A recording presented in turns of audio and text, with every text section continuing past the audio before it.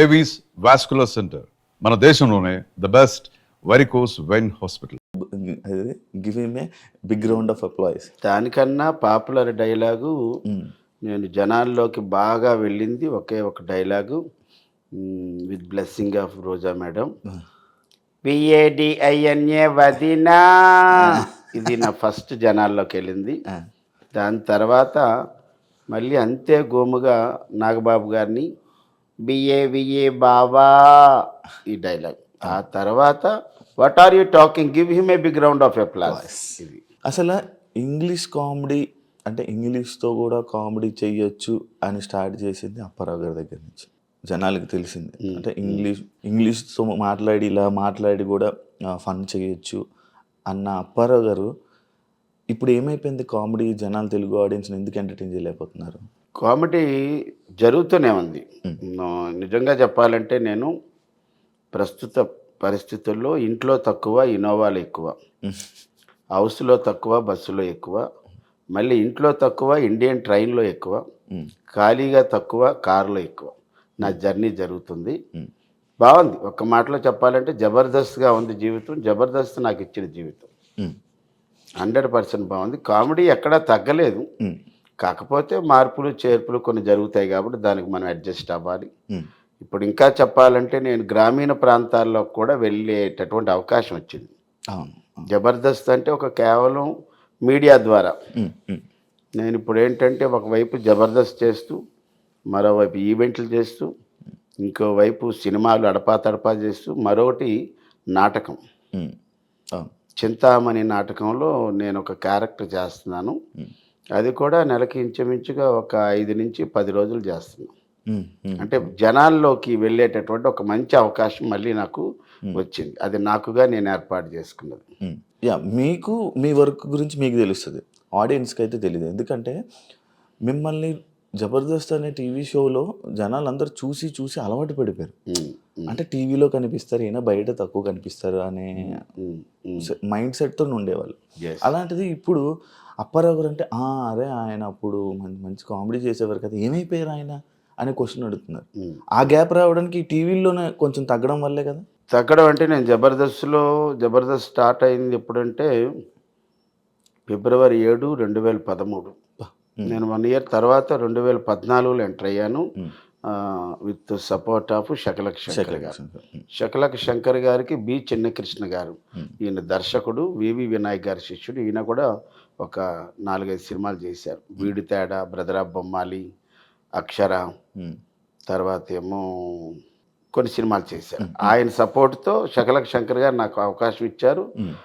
అదంతా కూడా ఒక మంచి జర్నీ. 2014 నుంచి ఆయన మానేసిన దాకా అద్భుతం. ఆ తర్వాత నాకు ఇంకో సెకండ్ జానర్ ఎక్కడంటే రచ్చరవి గారి దగ్గర. ఈ రచ్చరవి గారి దగ్గర పుట్టిన డైలాగులే ఈ వదిన అనేటటువంటిది, బావ అనేటి. నేను బాగా పాపులర్ అవ్వడానికి శకలక్ శంకర్ దగ్గర అద్భుతమైనటువంటి నాకు సపోర్ట్ దొరికింది. బాగా జనాల్లోకి వెళ్ళాను. అప్పుడు వరకు ఎవరో శకలక్ శంకర్ టీంలో పెద్ద ఆయన అనేవారు, కానీ తర్వాత ఇతను అప్పారావు వైజాగ్ ఆర్టిస్ట్ అంట, అది వచ్చింది. రచ్చరవి దగ్గరికి వచ్చినప్పటికల్లా నాకు కొద్ది స్పాన్ ఎక్కువ వచ్చి నేను లేడీ గెటప్లో ఉండడం, ఎక్కువ లేడీ గెటప్ చేశాను.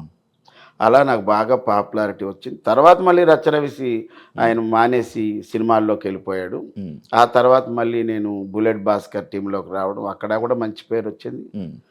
తర్వాత మళ్ళీ నేను కమ్ బ్యాక్ టు పంచప్రసాద్, నాటి నరేష్ టీంలో చేశాను. అక్కడి నుంచి మళ్ళీ బుల్లెట్ భాస్కర్ టీంలోకి వేశారు. దాని తర్వాత నేను సోలో టీం లీడర్ అయ్యాను.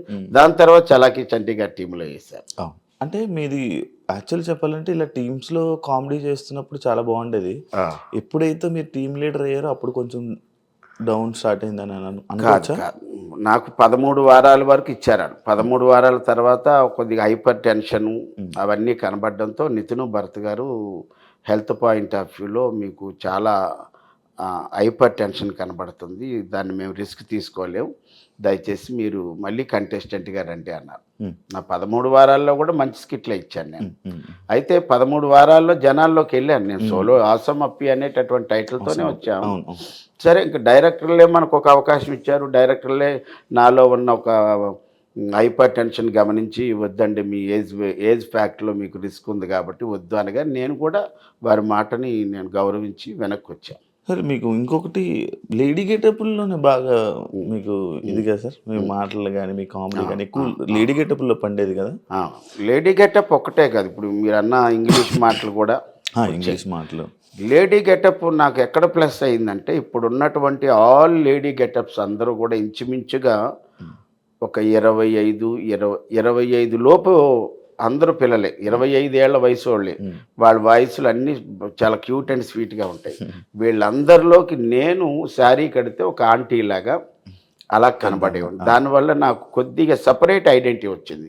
ఇప్పుడు కొమరంకి ఎలాగైతే ఒక తెలంగాణ మాండలికంలో ఎలా వచ్చిందో నాకు సపరేట్ ఐడెంటిటీ ఏంటంటే ఒక ఆంటీలా కనబడతాను. నేను లేడీ గెటప్ వేస్తే చాలా శ్రద్ధ తీసుకుంటా. అంటే ఈవెన్ ఈ ఎయిర్ దగ్గర నుంచి విగ్ దగ్గర నుంచి అన్ని జాగ్రత్తలు తీసుకుంటాను. ఎవరు ఒక చిన్న మాట అనకూడదని పెడతా. అది నాకు ప్లస్ అయ్యింది. జబర్దస్త్ అప్పారావు గారు అంటే ఈగోయిస్ట్ పర్సన్. ఎవరి దగ్గర తలదించరు. ఎప్పుడు నేను ఇలా ఉండాలి అంతే, నా పొజిషన్ అంతే, నేను ఎవరి దగ్గరికి ఎందుకు తల ఉంచాలి, ఎవరి దగ్గర ఇలాంటి పర్సన్ అని విన్నాను. అది నిజమా? ఈగో అనే మాటే లేదు నా జీవితంలో. ఈగో ఉంటే నేను ఇప్పుడు 450 సినిమాలు చేశా.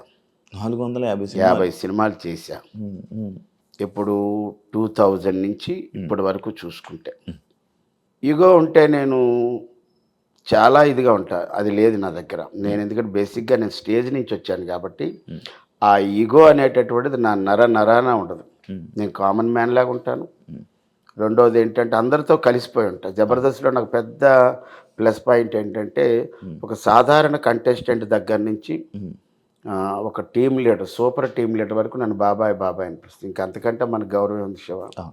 అది అది ఈగో ఉంటే నేను ఏ టీంలోనూ కూడా చేసేవాడిని కాదేమో. నన్ను చాలామంది బాబాయ్ నువ్వు ఈ స్కిట్లో ఈ క్యారెక్టర్ అయితే బాగుంటుంది బాబాయ్, నువ్వు రా బాబాయ్ అన్న సందర్భాలు కూడా చాలా ఎక్కువ ఉన్నాయి. అది చంద్ర గారి టీంలో చేశాను, అలాగ అడిగితే అవినాష్ టీంలో చేశాను, సుడిగాలి సుధీర్ టీంలో చేశాను. ఒక హైపరాది టీంలోనే చేయలేదు కానీ అంటే అప్పుడు మేము ఎక్స్ట్రా జబర్దస్త్లో ఉండేవాళ్ళు. వాళ్ళు జబర్దస్త్ కాబట్టి అవకాశం లేదు. బట్ అన్ని టీముల్లో నన్ను గౌరవించారు, పిలిచారు. ఈగో అనేటటువంటిది ఈ అప్పారావు ఒంట్లో ఎక్కడా లేదు, ఉండదు కూడా.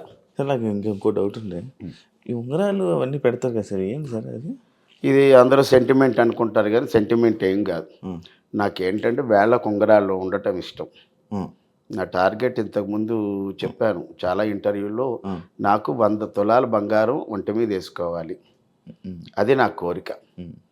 అలాగని నేను ఎక్కడికి వెళ్ళినా ఈ ఉంగరాలన్నీ కొని పెట్టుకుంటాను. మన స్టేజ్ మీదకి వెళ్ళిన తర్వాత అప్పారావు చూడడానికి రావాలి, అప్పారావుతో ఫోటో దిగడానికి రావాలి, అప్పారావు హాస్యం ఉండడానికి రావాలి.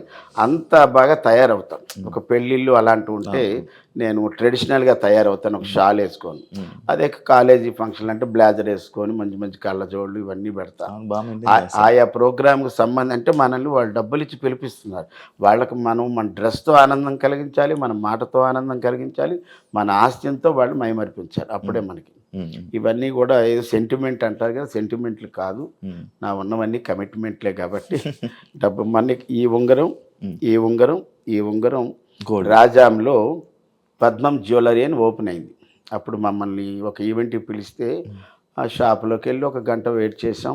అక్కడ అన్నీ చూసాం, ఫోటోలు ఇచ్చాం. మళ్ళీ స్టేజ్ ప్రోగ్రామ్ ఉంటుంది బయట, అది చేసి వెళ్ళిపోయేటప్పుడు నాకు ఈ జమీందార్ ఉంగరం అంటారు దీన్ని, జమీందార్ ఉంగరం కొనాలని ఎప్పుడో నా కోరిక. అది 150,000 ఉన్నప్పుడు.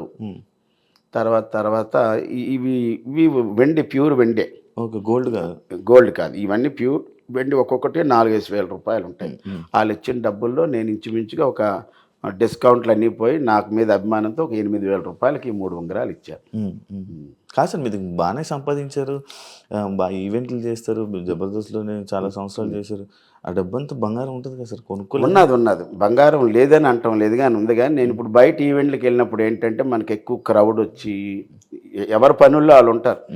ఆ పని మీద వచ్చేవాడు కూడా ఆ పని మీద ఉంటాడు. అలాగే మొన్న ఒక రోజు 8 days చేసేటప్పుడు ఇక్కడ మండ చైన్ ఉండేది, పోయింది. బ్రేస్లెట్ రీసెంట్గా ఒక 1.5 year అయింది, బ్రాస్లెట్ పోయింది. పోతే అప్పటి నుంచి నేనే 1 gram గోల్డ్ ఇవన్నీ పెట్టేసుకున్నా. ఏదైనా బంగారం ఉంటే గింటే ఇంట్లో పెట్టి ఏదైనా ఫంక్షన్లకు వెళ్ళినప్పుడు రిజర్వ్డ్గా ఉండేటక్కడ ఎక్కువ జనాలు లేని దగ్గర ఏదో ఒక 5 తులాలు 10 తులాలు వేసుకొని అలా వెళ్ళి కనబడి వచ్చేస్తుంటుంది. ఈ బ్రాస్లెట్ పోయిన దగ్గర నుంచి నాకే భయం వేసింది. ఇంకెవరు ఇప్పుడున్న రేట్లకి ఇంకా భయం వేస్తుంది. చాలా భయం వేసి వదిలేసా. చైను ఉంగరాలు 2-3 ఉన్నాయి, పర్వాలేదు. బాగుందా సార్ మీ లైఫ్ ఇప్పుడు? ఇందాక చెప్పాను కదా ఒక మాటలో, బాగా సంపాదిస్తున్నారా సార్? బాగా సంపాదన అంటే సరిపోయినంత, మా ఈఎంఐలకు సరిపోయినంత. అన్ని ఈఎంఐలు ఉన్నాయా సార్? మరి ఇల్లు, అపార్ట్మెంట్, అదే అపార్ట్మెంట్ కొనుక్కున్నారు అప్పుడే కొనేసుకున్నారా? ఇది 4 ఏళ్ళు అయింది. 4 ఏళ్ళు అయిపోయింది కొనేసుకుని. 4 ఏళ్ళు అయింది. నాకు ప్లస్ పాయింట్ ఏంటంటే శివ, నా కొడుకు అందొచ్చాడు, మా అబ్బాయి సాఫ్ట్వేర్ ఎంప్లాయ్. లక్కీగా మా కూతురు లాంటి కోడలు కూడా హెల్ప్ అయింది, తను సాఫ్ట్వేర్ ఎంప్లాయ్. ఇక నేను జబర్దస్త్లో ఉండి నెలకి మా వినోద్ గురించి చెప్పాలి ఇక్కడ. మా లేడీ గెటప్ వినోద్, చమక్ చంద్ర గారి టీంలో నెలకు ఎలా లేదని నా అబ్బాయి ద్వారా మనకి 20 ఈవెంట్లు వస్తాయి. వినోద్ ద్వారా కేవలం వినోదే ఇస్తాడు నాకు. ఇప్పుడు మేము జబర్దస్త్లో ఎవరికి అంటే ఇప్పుడు ఐపరాది టీం అని, సుడిగాలి సుధీర్ టీం అని, ఆటో రామ్ ప్రసాద్ టీం అని ఉంటాయి కదా. అలా మేమేంటంటే మేము ముగ్గురం కలిసి వ్యాన్ అని ఒక టీం పెట్టుకున్నాం. వ్యాన్ అంటే VAN. వి అంటే వినోద్, ఏ అంటే అప్పారావు, ఎన్ అంటే నవీన్. నవీన్ అంటే మన జూనియర్ రాఘవేంద్రరావు ఫేమ్ గడ్డాం నవీన్. మేము ముగ్గురు. అది బాగుంది. మనకేంటంటే మనం కష్టపడకుండా కూర్చుంటే బాబాయ్ డేట్లు నోట్ చేసుకుంటాడు. టపా టపా టపా 4 డేట్లు ఇస్తాడు. డేట్లు చెప్పిన అరగంట గంటకు కానీ నెక్స్ట్ డేకి కానీ అడ్వాన్స్లు వేసేస్తాడు. ఇదిగో బాబాయ్ నీ 4 ఈవెంట్లకి డబ్బులు అడ్వాన్స్ వేసాను అంటాడు. అది మనకి ఎంత హ్యాపీ.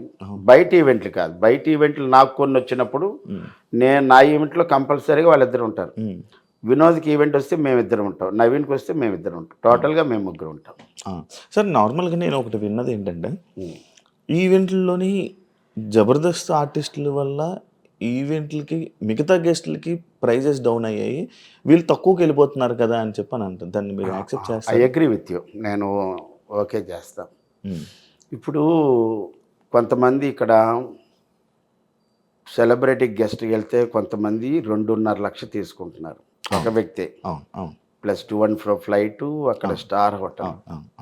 కొంతమంది 1,50,000కి 2 లక్షలకి మొత్తం టీం అంతా వెళ్తారు. నేను ఇందాక చెప్పింది 2.5 లక్షలు ఒక వ్యక్తి. ఇక్కడ 4 వ్యక్తులు 2 లక్షలకి ఇంక్లూడింగ్ ట్రాన్స్పోర్ట్ వెళ్తారు. కొంతమంది 1,00,000కి వెళ్తారు, కొంతమంది 50,000కి వెళ్తారు. ఇంకా తక్కువలో ఉన్న వాళ్ళు ఉంటే వాళ్ళు 15,000కి వెళ్ళిపోతారు. మేమంటే లేత ఉంటుంది, ముదరా ఉంటుంది. మేము టు బి ఫ్రాంక్గా చెప్పాలంటే మేము ఏ ఈవెంట్కి వెళ్ళినా సరే ఏమంటే ఇంక్లూడింగ్ ట్రాన్స్పోర్టు ముగ్గురికి 60,000 అని చెప్తాం. అంటే ఇందులో 5,000 రూపాయలు ట్రాన్స్పోర్ట్ పోతుంది. ఎగ్జాంపుల్ వైజాగ్ అనుకో, వందే భారత్లో వెళ్తే ఇటు నుంచి 2,000, అటు నుంచి 2,000 అయిపోతుంది. మేము ఇంటి దగ్గర నుంచి రైల్వే స్టేషన్కి వెళ్ళడానికి 600, 300 అవుతుంది. అలా మేము 20,000 అవుతుంది అంటాం. ఇంకా అందులో కూడా మళ్ళీ ఏమండి మనకు తగ్గించండి అంటే మనం ఏం చేయలేము. ఒక అటు ఇటు ఒక 5,000 అటు ఇటులో వెళ్తాం. ఇప్పుడు మేము అంతే అమౌంట్ కావాలని భీష్మించి కూర్చుంటే అంతకన్నా తక్కువకి వెళ్ళిపోయిన వాళ్ళు ఉన్నారు. అది మీలో మీరే కొట్టుకుంటారు.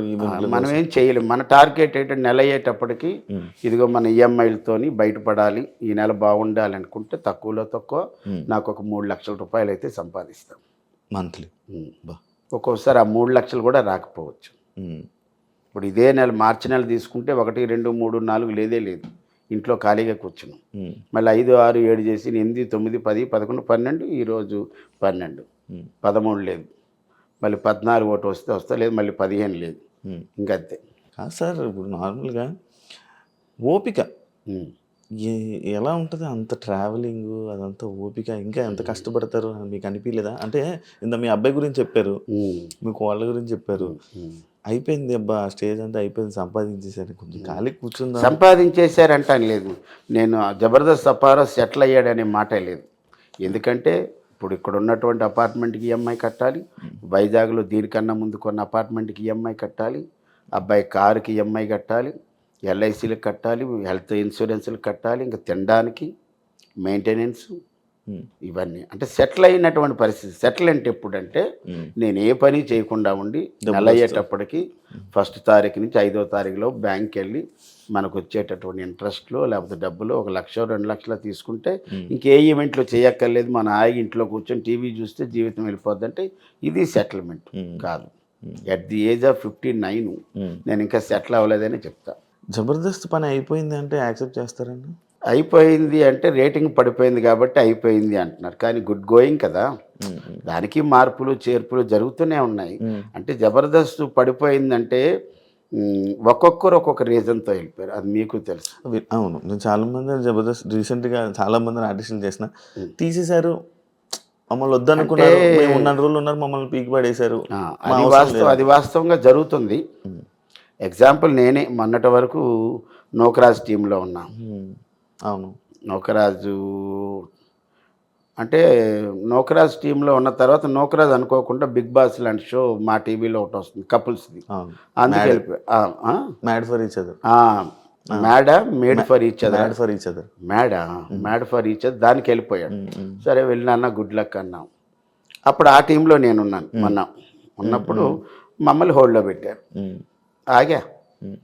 ఇప్పుడు వాళ్ళేంటి ఇన్స్టాగ్రామ్లో ఫేమ్ ఉన్న వాళ్ళందరినీ పిలిచి ఒక 2 టీములు ఎన్నో చేశారు. ఇంకా పాత టీంలు ఎవరంటే బుల్లెట్ భాస్కర్ గారు ఉన్నారు, తర్వాత ఆటో రాంప్రసాద్ ఉన్నారు, తర్వాత చంటి గారు ఉన్నారు. ఈ 3 టీములు రాకింగ్ రాకేష్, ఈ 4 టీంలే సీనియర్స్ ఇప్పుడున్న వాళ్ళల్లో.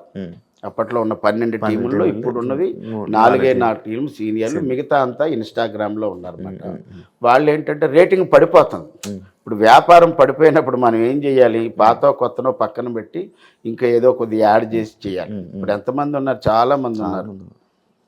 సరే వాళ్ళకి మంచి అవకాశాలు వస్తున్నాయి, మనం దాని గురించి నన్ను హోల్డ్లో పెట్టినా నేను ఇబ్బంది పడలేదు. బట్ నాకేంటంటే బాబాయ్ మీరు వస్తారు మళ్ళీని, మీరు కొద్దిగా టైం అలా అన్నారు. నేను వేరే షోకి కూడా వెళ్ళలేదు. అన్న మీ ఫస్ట్ సినిమా చందమామ అని అంటారు కదా? నా first cinema 2000 Visakha movies, Ramoji Rao గారి నిర్మాత, తేజ గారి director of photography, BV Ramana గారి డైరెక్టర్, శుభవేళ. ఇప్పుడు డాక్టర్ రవి ప్రకాష్ అంటారు, ఈయన ముందు డాక్టర్ రవికాంత్, ఒరిస్సా అమ్మాయి అనసూయ అని హీరోయిన్. శుభవేళ సినిమా పేరు. అది నా ఫస్ట్ సినిమా. చందమామ తర్వాత ఫేమ్ వచ్చాక మేబీ కనబడ్డాక